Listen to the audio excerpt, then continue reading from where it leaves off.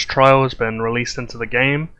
At the time of recording, we've had about 36 hours with it now to really get our hands on it and figure out how it works. So I think we've got a decent grasp on it now. So you just go to events, down to Ruler's Trial, it will show up here your next highest stage that you have to beat to progress, and then you click summon. It won't cost any endurance actually. I think in the forum post it made it seem like it would, but it's just the attacks directly which cost trial specific endurance. So here it says you gain 1 trial endurance every 70 seconds. As far as I understand, the base endurance recovery in the world map for this endurance value is 1 every 35 seconds. So it's actually twice as slow, and I'm pretty sure endurance recovery in refinement or in castle skins or the researches in the refinement research tree, for example, don't affect this. So this regen is very, very slow, and that really limits how much you can naturally regen, because at this point, assuming I win or would have won every single one of these fights, to get to this point I would have needed to have beaten 56 stages, so it's 56 times 200, which is 11,200 endurance. So I've used a lot of endurance items directly during this, and if this is going to be a monthly thing, it's near enough impossible to sustain at that rate, honestly. You're really going to have to buy out the VIP shop for this endurance item. I'm going to buy one now. If you have to do this every month, it will just become ridiculous to keep up with. But you can see the troops you'll be running into, the formation. Also here, the rough stats. So they don't have single line attacks whatsoever, it's just all total stats. And you can see, even though this is apparently easy mode, which is a bit terrifying honestly, the stats ramp up to ridiculous levels, especially when at this point you will never be able to match these troop counts because army size increases do not work in this event. It's like Siege of Winterfell, for example, in how buffs take effect. So it's basically everything except army size increases. Like holding great cities, this will work. Fervor, Dungeon Lord, Hall of Faces, badges, gear, castle skin, march skin, all the normal stuff. So the crux of this event will really come down to testing your knowledge and your account strength in terms of solo attacking and your formational flexibility, really, and understanding what the best formations and troop distributions will be in certain scenarios. And you will definitely reach a point where it will basically be impossible to further progress unless you fully commit to buffing a very specific solo march. So for me, for example, if I go to my attempts on that, which that's my wall, there's no way I can get past this. What I did is I tested a bunch of stuff. I went in expecting Spear Inf to be the best that I could run, but I had the most success with pure Spear. I think because of I have the reinforcement skill at level 9, the Phantom troops really take effect there, and they have 3 cavalry commanders. So Cavs are being buffed hard, plus the cavalry active ability damage. Just having that extra spearman seemed to help tank that. And you can see how my dragon, like, I literally fully buffed it in every single way I possibly could, and I know there's no chance I can get past this point because I changed castle skin, march skin in my gear. I can probably show you, like, I went to my spear gear, but then went even further and like changed to all spear buffing equipment. So I think I did this, and then full spear badges too. So not buffing anything else, just full buff that one formation. Just putting absolutely everything you have into it. And unfortunately for me, it still wasn't enough here. I even changed my dragon skills around. So on my normal dragon, I have these gold 9 attacks, but I swapped them out for these spearman attacks on the second dragon, just to squeeze every single inch of damage I could get out of it. And that is just going to be a necessary part of the event to progress as far as you possibly can. There's no way around that, and I do quite like that concept, honestly, because it isn't as simple and just face rolly as Army of the Dead. So Army of the Dead, basically, like if I sent, say, this march to the Army of the Dead wall, because of the reinforcement dragon skill, this would literally be unkillable, even with pure counter, for the entire event. So I could basically solo the Army of the Dead wall for any alliance in the game, any grouping of alliances, and you would always get stuck on wave 28, I think it was, and that the only interactive thing would just be doing rebel camps. The meta thing seemed to be joining rallies with one tier 1, so they died and therefore didn't march back, and you could just keep joining rallies constantly to transport the materials. That's how you got the most points. It was all from transporting rather than kills, at least unless you're in like a smaller alliance and you could really mop up those kill contribution points. It was just boring. There was no interactivity there. The fact the waves were capped, even if it was in like a slightly hidden way, just invalidated everything, honestly. And that's why it became such a stupid event. Whereas here, there's at least thought processes that go into this. Another thing on this stage specifically, and this isn't directly linked to this event, it's just an idle thought of something that I've actually noticed, is Salma. Those active skills will be cast at 1 second, and it's just 1 instance of damage. So I think from some things I've seen, if you send a fake frontline, like a buffer frontline like you do with dragons, if you want 1 death or 2 death on like level 4s, so say you're sending pure spear, you send in imp spear and then send 5 tier 1 infantry. Because it's just 1 instance of damage, I think the buffer frontline will actually tank those active skills. So sending buffer frontlines is actually a direct counter into Salma. It's a very niche interaction. I guess it will only really work if you're sending offensive rallies, because you can't exactly control that if you're defending an attack in any way. I guess maybe garrisons you could, but for advanced players who are watching this, that's an interaction to keep your eye on, I guess, because normally buffer frontlines don't work in normal PvP just because of how constant the attacks are, but because of march times you won't have actual fights for a good 5 seconds. I think in this best report I lucked out and she didn't use it at all.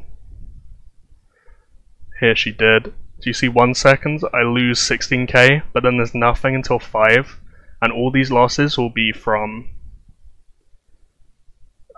Miranda, Salma, Lena actives, and it just all hits the front line. When I was doing this, I didn't know about this interaction, so I can't show you evidence of. Well, I guess I can here actually. I might as well use the endurance to show it. I won't even get. I'm not buffed or anything, so this will get smacked, but it will hopefully show what I mean. Yeah. So you see that -3. Kill 1 infantry, kill 1 infantry, kill 1 infantry. So you can actually buff a frontline and effectively entirely invalidate Salma's 4-star ability, which is a good thing to know, I think, especially because Salma is very, very good with that Layla commander damage composition with the female commanders. She's going to be very popular. No one really has her gold yet, but I'm definitely working towards getting her 4-star, but I just don't have the medals for her at all. So in time she's going to be more popular at 4-star, and that's a very good thing to know the more people that get there. That was quite a advanced mechanic tangent, but the general rule when sending formations is you want your front line to not be countered.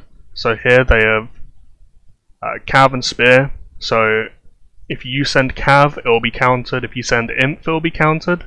So you want to send Spear because it gets countered by neither. And they have Spear on the front, so whilst you need your Spear on your front to not be countered by them, you'll then need Imp on your back line to do the damage to shred through their front. And you're just going to want to apply that concept all the way through the event. So here, Imp Spear, you send Imp Cav. You could arguably send, in some of these situations, just one unit type too, depending on buffs. Here's something like Cav Spear could have also worked. I sort of do weird compositions because of the reinforcement skill, and I want to maximize the phantom troops, but that's the concept you want to keep going over in your head. So as a general rule against this, you'd actually want to send Spear Imp, so your front line isn't countered by the Cav or the Spear because you have Spear, and then your Imp from the back line will shred through their front line, and you'll still have Spears on the front ready to go to kill the Cav when you break through the Spears too. You're going to have to play with your troop counts a bit for that. So if you do send Spear Imp into this, if you don't have the reinforcement skill, say, and you're not sending pure Spear to maximize that, you'll probably want to send maybe, say, like 80% Spear, I'd say, because your Spear will be getting defeated throughout the fight, and you don't want to be in a position where by the time you break through onto those Cav, because 1.2 million is a lot of Cav, that your Spear are all just dead and therefore can't do damage. You want enough for them to be healthy enough to still flex all that counter damage. So you will have to play around with your troop composition numbers quite a lot because of that.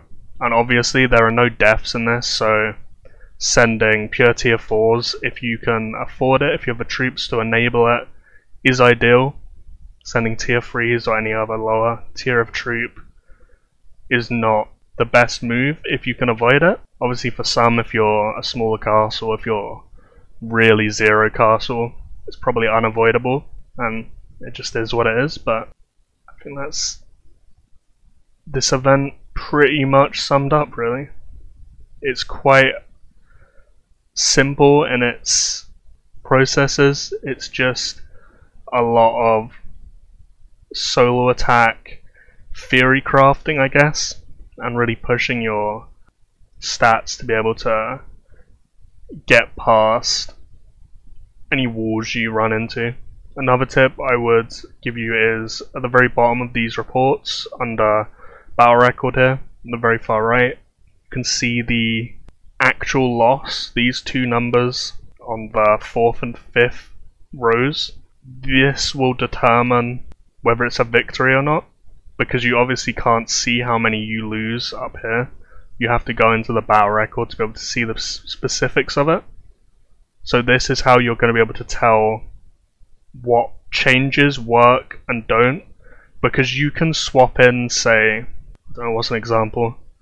You can run like a Julian and get more kills and think it's better from just the face value of the report, but maybe something like Rob Stark, if you're running a Cav front, will minimize your own losses to such an extent that the Rob Stark is much better, but it shows as worse up here if you're only looking at these values.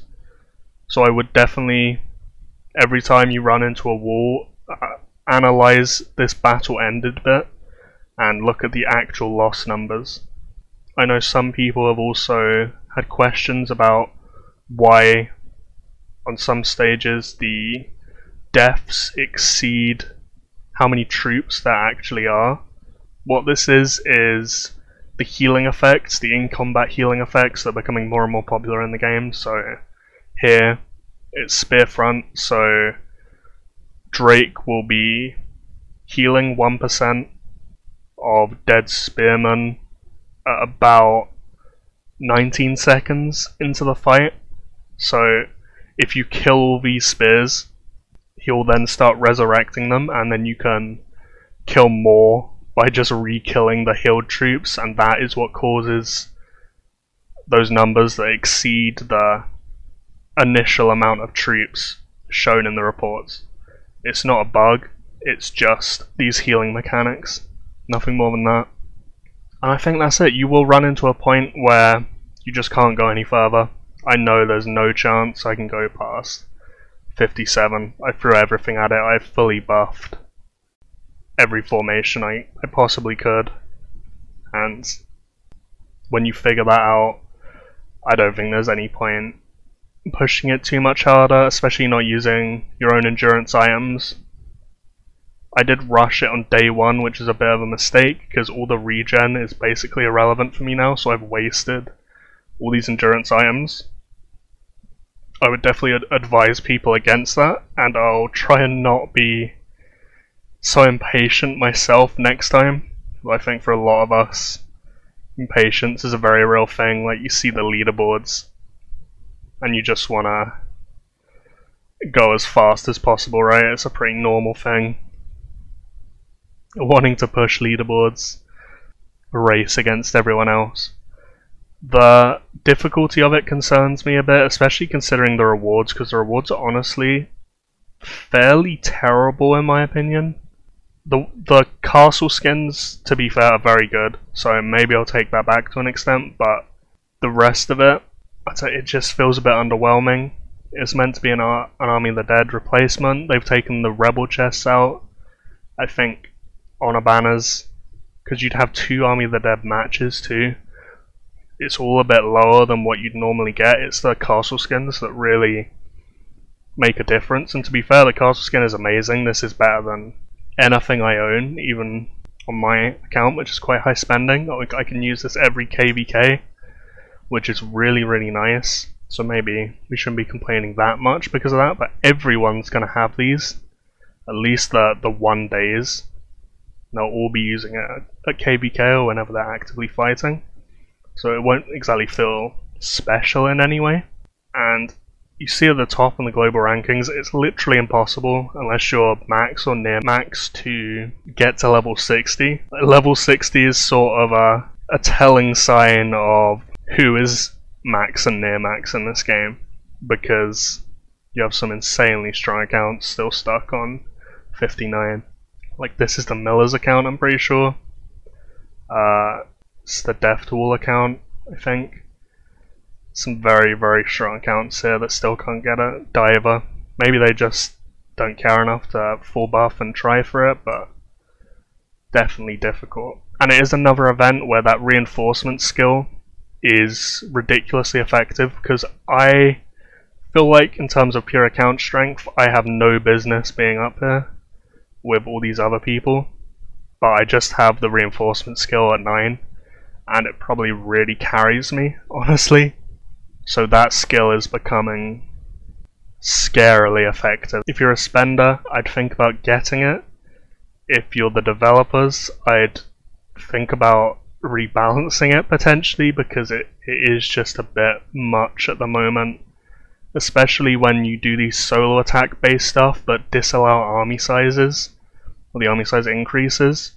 It just becomes so much more effective because of that, because the troop counts are limited as it is.